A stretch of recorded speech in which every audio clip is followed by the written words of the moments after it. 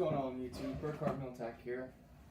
And today, I guess this will be my first unboxing video I do. Alright, we have the K-Bar Becker BK9. Look at that. A 9-inch blade, 1095, Crovan, high carbon steel. There's a link in the description if you want to pick up this knife. $72 from Amazon, but it's Prime exclusive. You can just do what I did and try out their free Prime trial and cancel it after you get the knife. But if you don't want to do that and you find it online, it's around $100. This knife's made in the USA, all but the sheath. Pretty stout knife. For comparisons, I have the Becker BK2, same steel, but it's a 5-inch blade, 1/4 inch thick. Let's hold them up side by side together. And this one's thinner. It's not a 1/4 inch thick. I don't remember the size of it. I think it's 3/16 of an inch. No, that wouldn't be right, would it? Let me look that up for you guys right quick. Unprepared.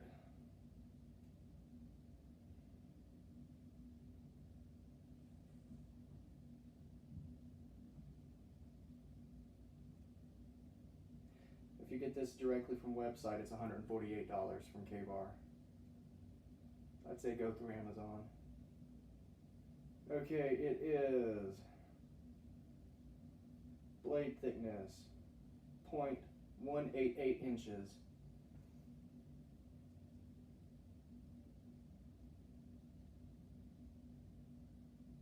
.188. The companion knife in that same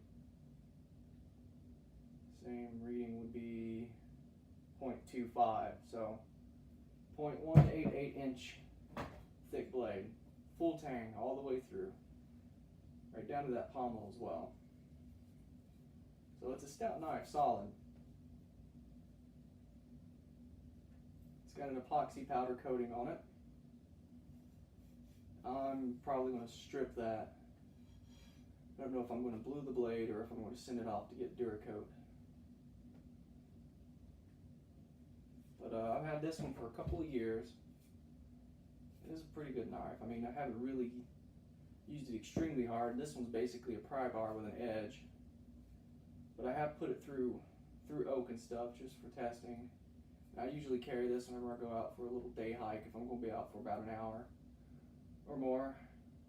And this one, I think I'll carry it if I'm going to go for several hours on day hikes. I don't really do camp trips anymore. I just do day hikes.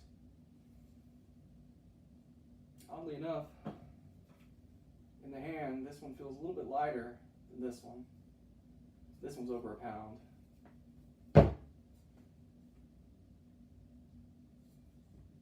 And comes with a little bit of literature.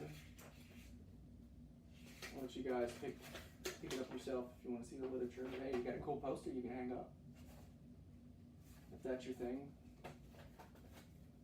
Your tools or whatever. Now the sheath, it's got Molly on the back of it. I'm just going to use that as a belt knife. It's got a pouch right here with a secondary sheath. You can put a smaller knife in there, and then in front of that sheath, there's a little pocket there you can put things in. And it looks like it's got a stretchy band right there to keep things tight if you don't want to have that down all the time. I'm probably going to pick up a Kydex sheath for it. This is just going to be a little, until I raise up the fundings to get a Kydex one. But it's pretty much the same sheath as the BK2 sheath, except for this little retention strap here is quite a bit thinner in material. Yeah, the retention straps on the BK2 sheath actually feels like what they make the old web belts out of, the old pistol belts. This feels like, I don't know, it's super thin compared to it. I feel like you can get 3 or 4 of these to make one of those in thickness, but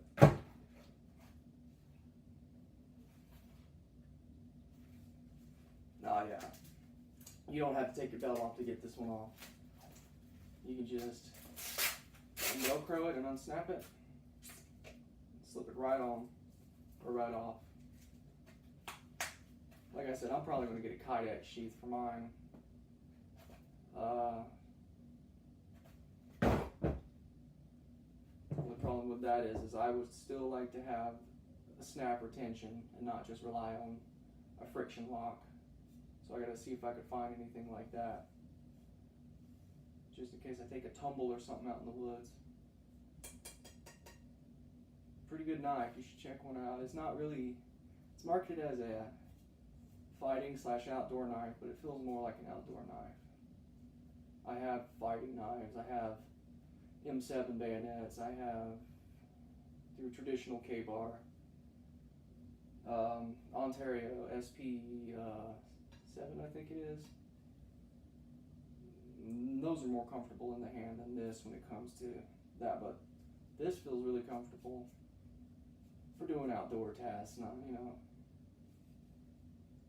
I don't really think you'd want this slick of a handle for a fighting knife. I think you'd want something with a little bit of texture in it. Me, I usually just throw a lanyard in there, put a little lanyard on them, since they're so slick. You know, that ain't going nowhere now. Still really comfortable. And, you know, I've used this one. Haven't really got any hot spots from it being slicker. Yeah, they make micarta handles for them. You can get about $40 a piece. I think I'll just stay with the regular handles on it. All in all, it's a good knife. Right now on Amazon, this one's $72 through Prime exclusive. This one's also around $72. The BK7, which is the 7-inch version, I think it's the same thickness of this one, which would be right in the middle there. It's also going for 70 something, so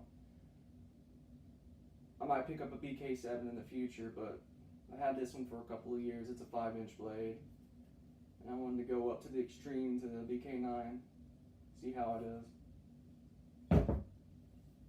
First impressions of it, though, I do like it. It could chop. It'd be a chopper. I mean, I can see how someone would think it's a fighting knife, but for me, I think, you know, going with something like a Seal Pup or something a bit smaller would be a better fighting knife. I think, you know, even Dad told me, him being a Vietnam vet, you really don't see big knives as fighting knives. Usually it's the smaller knives, anywhere from, you know, 4 to 7 inches. That's usually the fighting size, but I mean, you can take someone's fingers off with that, putting their hands up, but I think it's more of an outdoor knife.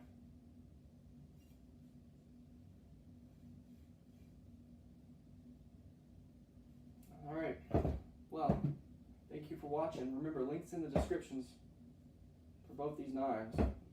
Becker BK signing off.